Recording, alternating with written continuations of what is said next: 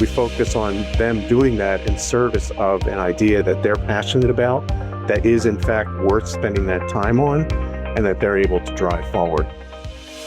Welcome to the Transfer Files, inside the world of federal innovation. This is your insider's look at how federal laboratories bring groundbreaking technologies to market.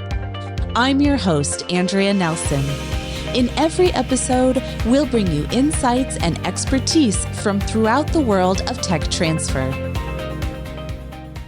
What does it take to turn groundbreaking science into real-world solutions and help the person behind it become a successful entrepreneur? In this episode, I'm joined by Phil Weilerstein, founding president and CEO of VentureWell.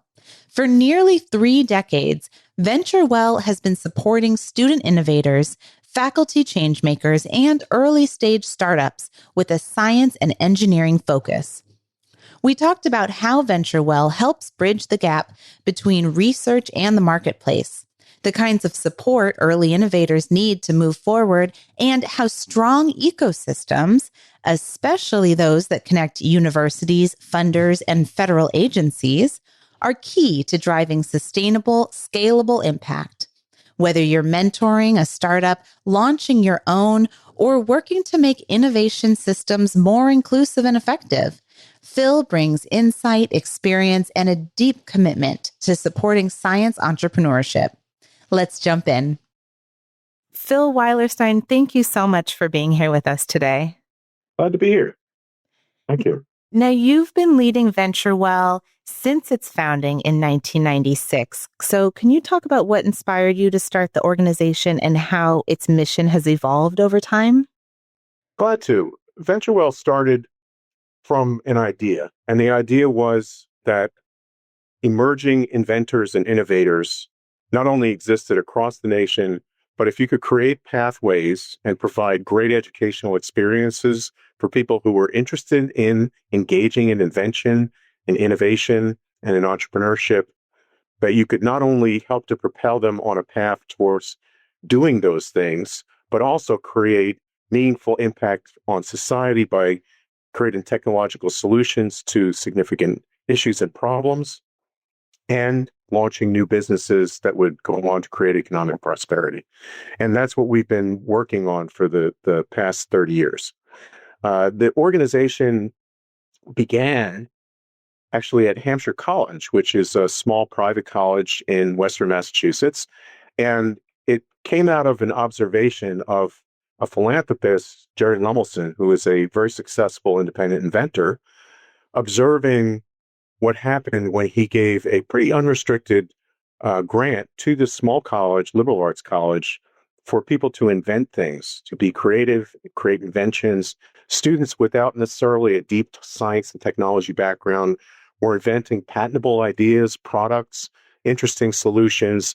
And he put his finger on that and said, we need more of this. This country needs more of this. And so the vision for what's become VentureWell was to create a national organization that would encourage and promote higher education and research institutions in the creation of pathways for emergent inventors and innovators, both on the education side and, importantly, on the process of becoming an inventor. It was based very much in a belief in experiential education, which is one of the things that attracted me to this vision.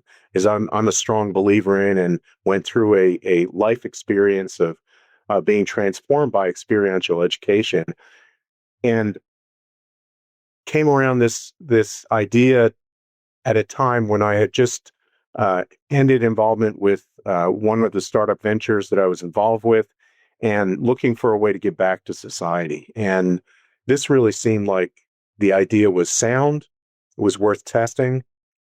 Didn't envision that I would do this for 30 years, but it's been so energizing and so effective and so powerful that I continue to be just as energized as I was first starting.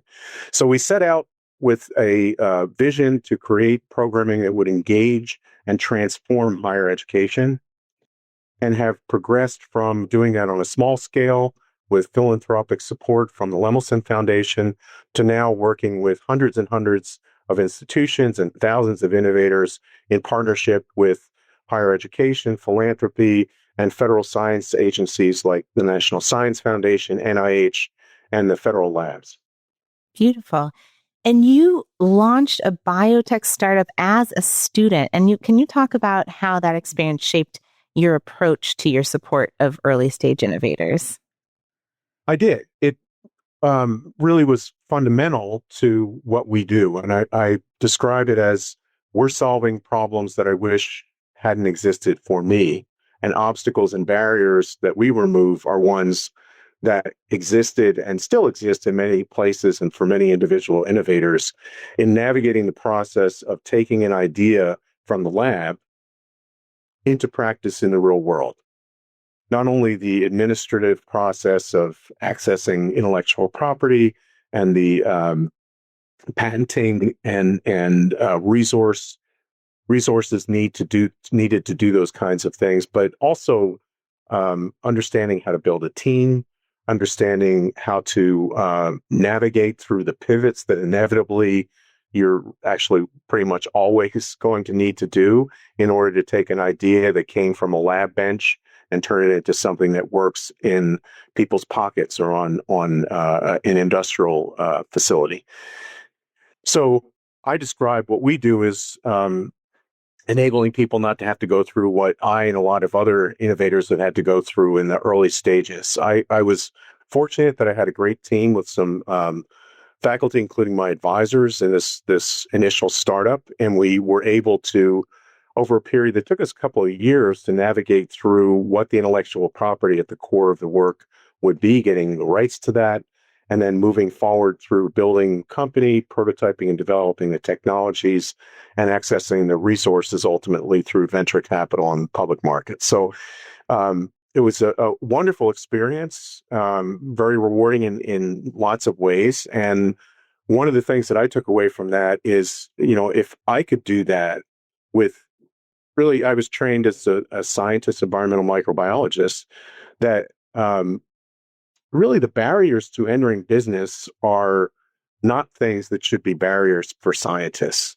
which doesn't mean that every scientist should become a business person, but every scientist who wants to engage in innovation should become literate in the tools of business. And that's part of what we train people to do. Again, we use an experiential model. So as you're learning these things, you're building out your own idea. And one of the great aspects of science training is that almost everyone in the sciences has good quantitative skills. So the business math and the quantitative aspects of figuring out if you've got a valuable idea are not the barrier. They're almost trivial for a lot of people in terms of the mathematics involved, right? But it's the mindset that's actually the hard part. And we do a lot of work with people who know a lot of things. And one of the things that they tend to be is very confident about what they know. And one of the things that you have to do to be successful as an entrepreneur is to put aside your confidence in what you know, be emboldened by that, but go out and figure out what you don't know. And one of the most important things that you don't know is what other people think is valuable about your ideas and your solutions. So we focus very much on creating strong value propositions, understanding how to talk to people about the idea in non-technical ways to enable the value to be articulated not in the scientific context, but rather in a business, industrial, or societal context. And that's true whether you're working on a new formulation in the process industry, or you're working on a whole new consumer product or a new software technology. Doesn't really matter what the technology is. The process is essentially the same at that fundamental level of needing to validate the value of something from people who are going to be the users or translators of that use to others. So this is the core of the work where it starts, and then we build around that the activities that take you forward. We have a framework, which is up on our website, that explains to both the individual who's the innovator, but also their surrounding support system, where progress is being made in your articulation of the business model based on that value, the build out of the team, the access of resources, the development of the intellectual property and other business strategies. Because as you move through this process, you're pivoting in how you approach things. And that may move you back. Your business model was based on a certain set of assumptions. Those aren't valid, so you need to start over again. Your business model may need to change. So keeping people in a context where they can understand that they're making progress even when they're moving backwards is very important in doing that. And that's also an important skill set of that, developing that comfort with certain level of change, certain level of chaos, and the ability to actually leverage that to your positive outcome. That seems like something that would run parallel to people trained in the sciences, that you have to be open-minded to the results of maybe an experiment or a test. Do you find that translates? Well, it's sort of a cultural shift almost that you need to translate for people. We do programming with the National Science Foundation called ICOR, which is based on the same kind of approach, an experiential learning opportunity for people in the sciences, supported by mentors and faculty advisors, but the entrepreneur is typically not the lead PI on the research project, but rather someone who's going to leave the university, right? So you're training people in how to take something out of that institutional research environment. I think this is one of the ways that this program actually can be really valuable in partnership with the federal labs, because people in the federal labs are some of the smartest people in sciences. And we don't want them to leave the labs necessarily. We want the ideas to be able to get out of the labs. And you need people to make that translation and take that across the border, if you will, into the commercial domain. So what we try to do there is help give people some skills, do a reset with them on what they're going to focus on. In other words, not telling the story of what they know, but tantalizing people enough with what they think the idea could do to get people to respond with their ideas about where the value of that kind of application of the science might be. And to do that in a way that is not just going out and talking to people, but rather doing it in a way where you can collect that data and do a careful and thorough assessment in order to validate and prove, not necessarily at a scientific proof level, but to have data that backs up the ideas. And there's a set of tools for organizing information and a process for interrogating what you think you know and using that to drive what you think you should do next based on what you've heard. And then each of those steps is, again, iterating and confirming as you move forward. So in that way, it's very similar to a scientific process, that you're trying to do it based on objective information that didn't come from inside your head, and using that to organize and develop patterns that enable you to define what you ought to do next and where the greatest value lies. And please correct me if I have an outdated number, but according to what I have, the startups that you've supported have raised over $6 billion in funding. And I would love to know, what are some of the common traits that you see in the ventures that do successfully secure investment? Yeah, that number is correct. It's a dynamic number. One of the things we do is carefully track the progress of these ventures. So, and that's important in terms of the ability to both validate the effectiveness of the programs that we're doing and to understand how they're effective in different contexts.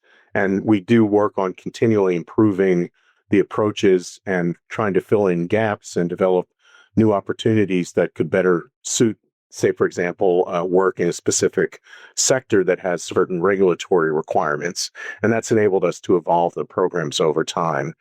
So what we see in the ventures that are successful is, first of all, they've got a core technology that does have value. And it's, again, this sequence of, just because you can do something doesn't mean you can do it at a price point that's going to solve a problem for a user in a way that they could actually effectively leverage or use. And so one of the things that's very important is the ability to remain flexible, not only about how you might market the idea, but also about how the technology needs to be adapted. So if you need to reduce cost or the form factor needs to be substantially different than what you can currently deliver it in, that you've got people who are fired up to do that. They don't get stuck on the specifics of what they came in with. They have that kind of agility. The second is again, it's a mindset of flexibility and openness to engage with and bring in people to help. One of the first barriers that you need to work with often with scientists and technologists is helping people to understand how to talk about their technology in non-technical terms and in ways that aren't divulging critical information from a confidentiality or intellectual property point of view.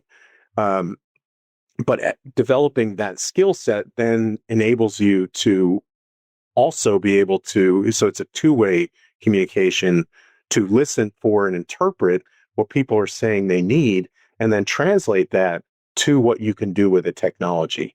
And so, typically the ventures that are moving forward are ones where you've got founders who really kind of have a sense of ownership of the technology, who, even if they're not the original discoverer or the named person on the patent, that they feel a sense of ownership around the idea and they can contribute to it, that they're open to engaging other people to bring in the skill sets that they don't have and complement them.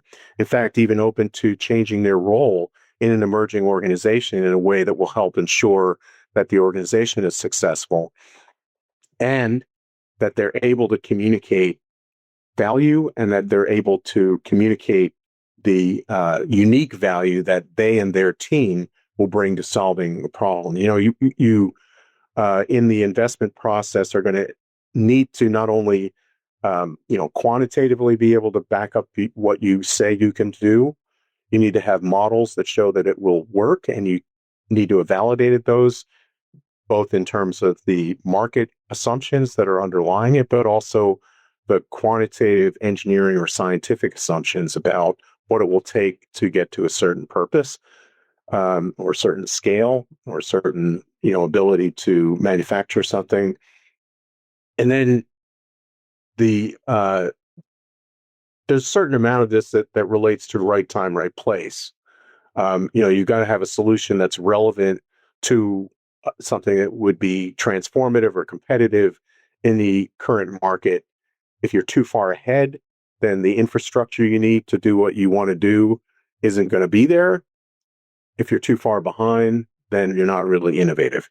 And so, there's a bunch of things that come together. But one of the really kind of cool things, and to me, it's an amazing reality, is that we have very high levels of success in getting into business and a 5-year survival rate, which for startups is very important, right? Can you keep the venture together long enough to prove that it can work? Mm-hmm. And that doesn't mean they all succeed, but what I think we've been able to create is a mechanism that helps the team be strong enough, the technology be sufficiently vetted, the business model be sufficiently vetted, that when the project doesn't go forward, it's for the right reasons, not the wrong reasons. And one of the key things about that relates to access to networks, particularly at the early seed stage of getting early support. Mm-hmm. Seed rounds now are getting bigger, which doesn't mean that people part with their money any more easily. It's just that it takes more resources and you need to move faster in order to get into the market. That's something that's kind of continuously accelerating. So the ability to engage with networks of folks who are interested and willing to not just put money in, but in that seed round, really you're looking for their connections, their intellectual resources, their network resources so that they can help to connect you to the next round of capital.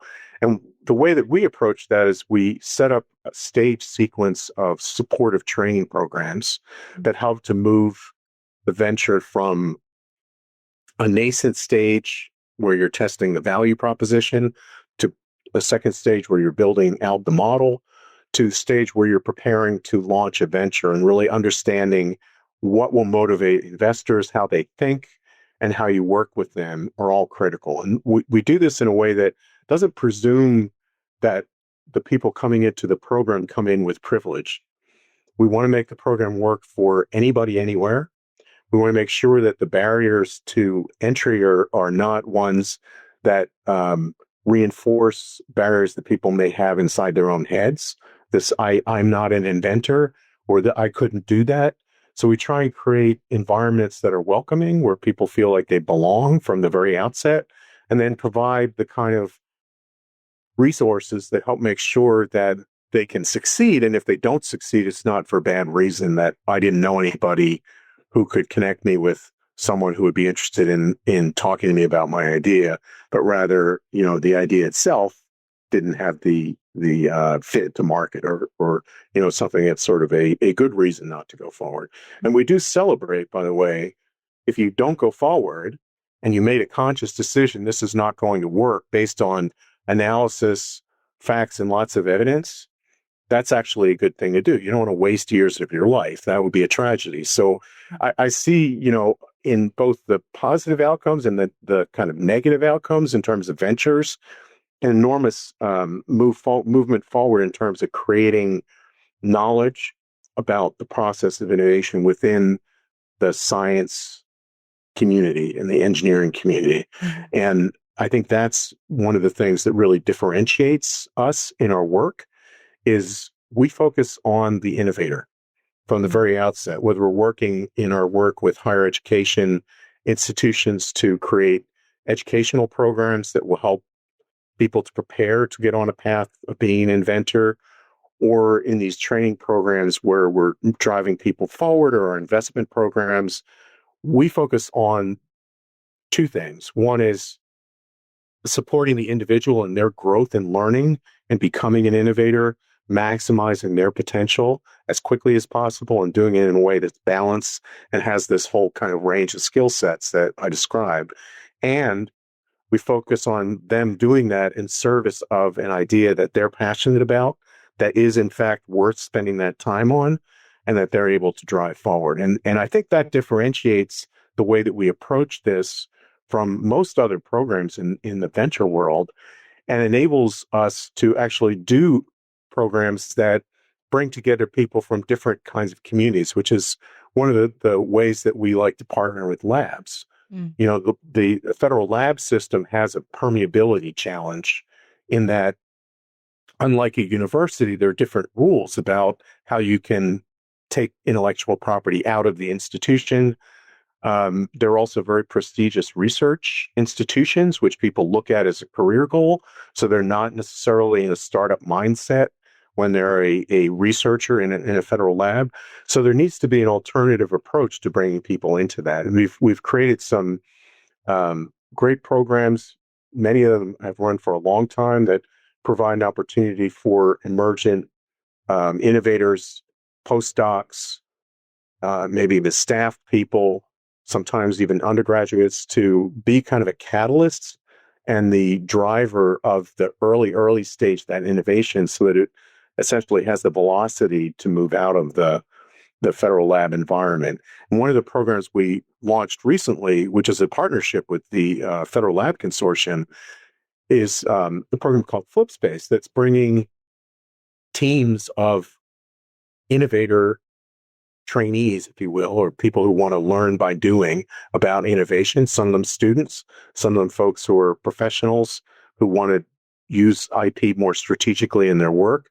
And they're getting access to technologies from federal labs across the country in a particular domain. In this case, it's advanced mobility, and pulling those ideas together into portfolios that potentially could be the core of launching a business. They could be, framed and aligned around the licensing opportunity.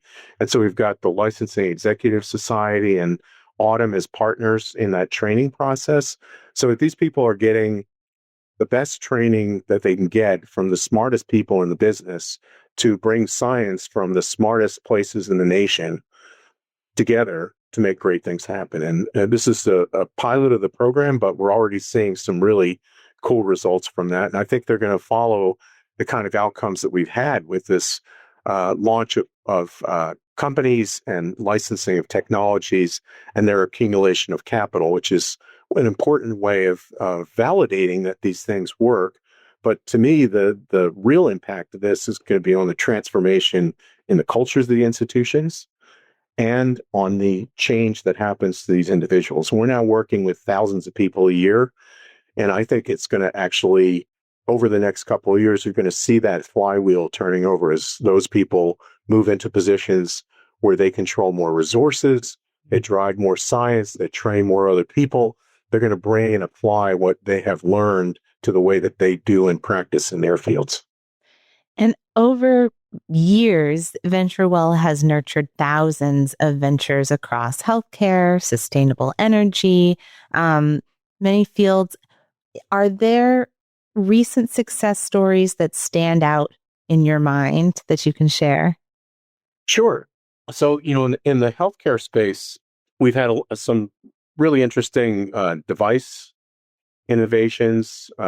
We've got some companies that, for example, are producing new approaches to diagnostic imaging to be able to more effectively complete the removal of cancers. One case company was doing an innovation in imaging that allowed for the perimeter of the surgical field for breast cancer removal to be confirmed to be free of cancer cells in real time during the surgery. So rather than having to go back in because they missed something, to be able to do that in real time. So, sort of a transformative technology opportunity there. One of our early student team projects became a company called Incubative Labs, which is a company that's focused on mycelial technologies. And they see that as kind of a platform technology. And they've, it's a great example of, real kind of creative thinking and inspired science. But when they first came in, they had this idea that was essentially, we think we can do something with this fungus, and here's an example of it, which was, sort of a little bag of fungus. We actually gave them feedback, we'll come back and validate this. They went off and they did some testing that showed that they could actually make, by the makeup that they included in their production mixtures, they can make it fireproof, they can make it flexible, they could do a variety of things with it. And they've gone on to make packaging materials.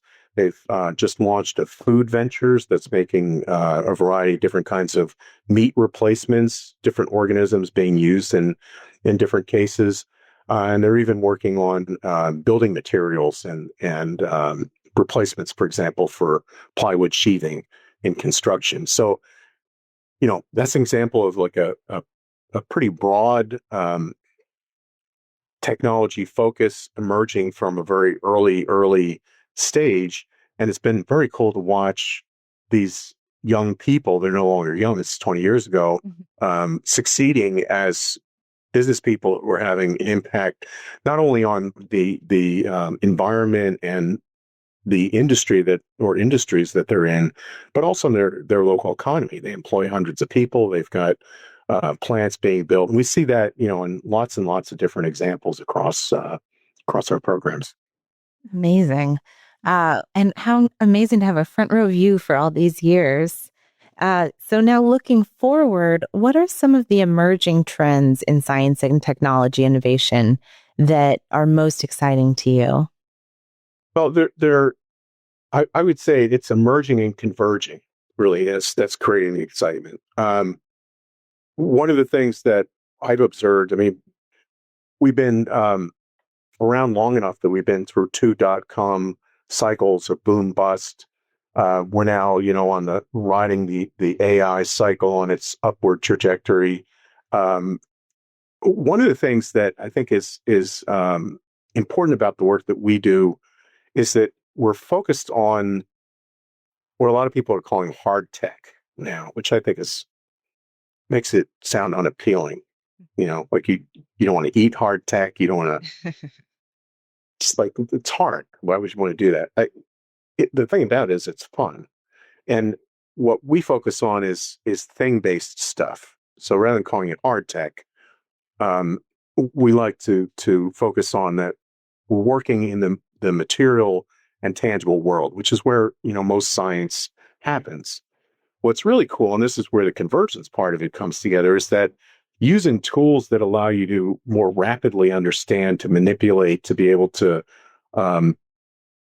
use artificial intelligence and modeling tools, and bringing those together with emerging understandings of the chemical mechanisms that underlie the natural processes of life and geology, are enabling very rapid movement from insight to prototype.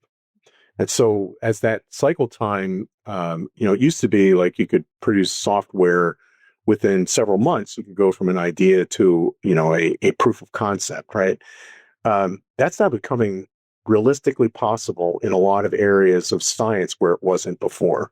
You can model, you can produce data based on models that you can build that actually has a strong basis, in fact, that is replicable for not just the validation of the science, but also how you would use that science in different contexts. And that's accelerating the pace of innovation in a lot of fields that have previously sort of been hard to think about, like how could a small team of people actually transform a large industry. Well, you're seeing that happen now again and again.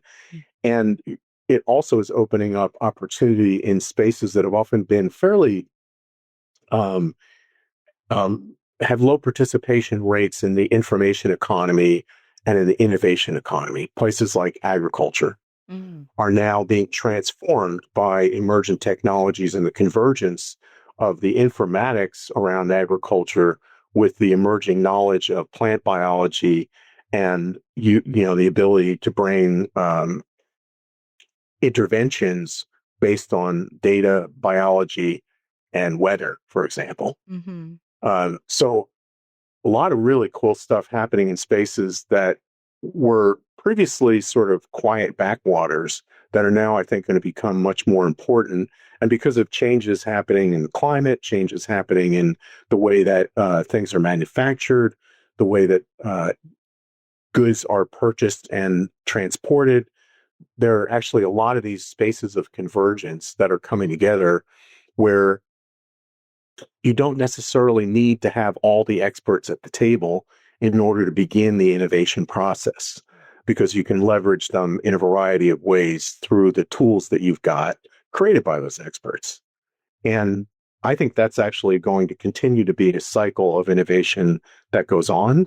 I think there's a sort of a concurrent and somewhat connected opportunity for more and more people to get involved in this kind of innovation, because you don't necessarily need the level of tools and installed sort of physical laboratories in order to be able to continue to develop things. I mean, certainly in some cases, you're headed towards significant capital investment, but at the early stage, you can often prove and validate things with models that can be done for reducing cost, and those are going down in price and increasing in access.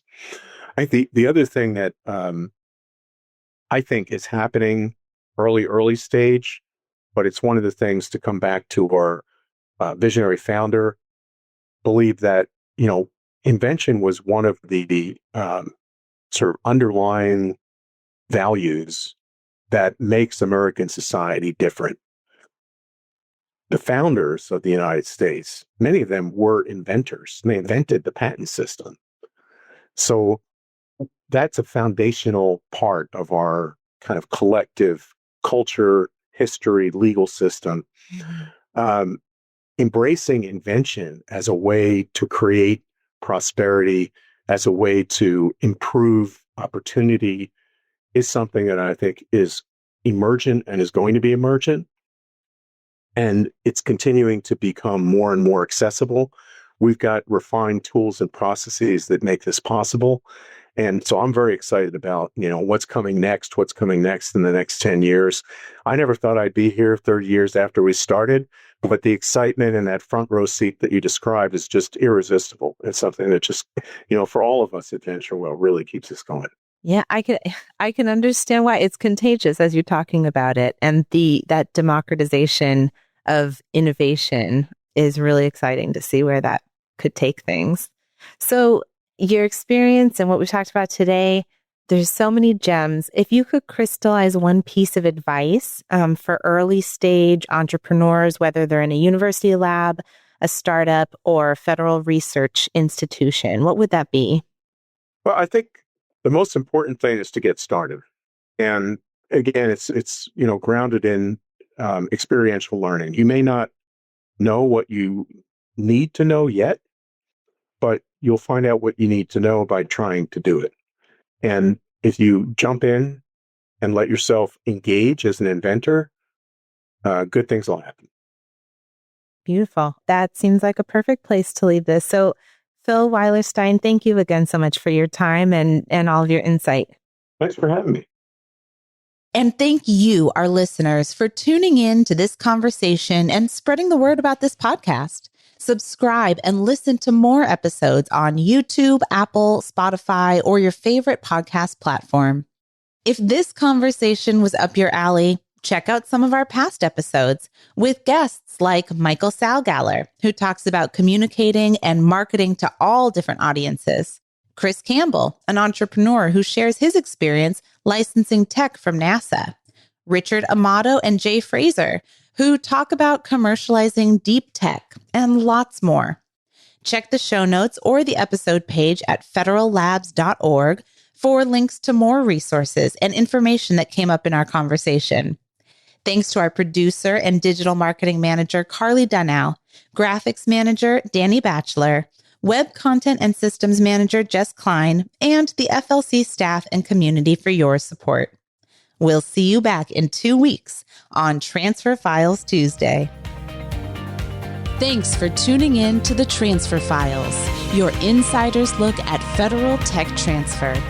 Don't forget to like, subscribe, and stay connected for more episodes exploring how hundreds of government laboratories and countless industry partners are driving innovations that shape our lives.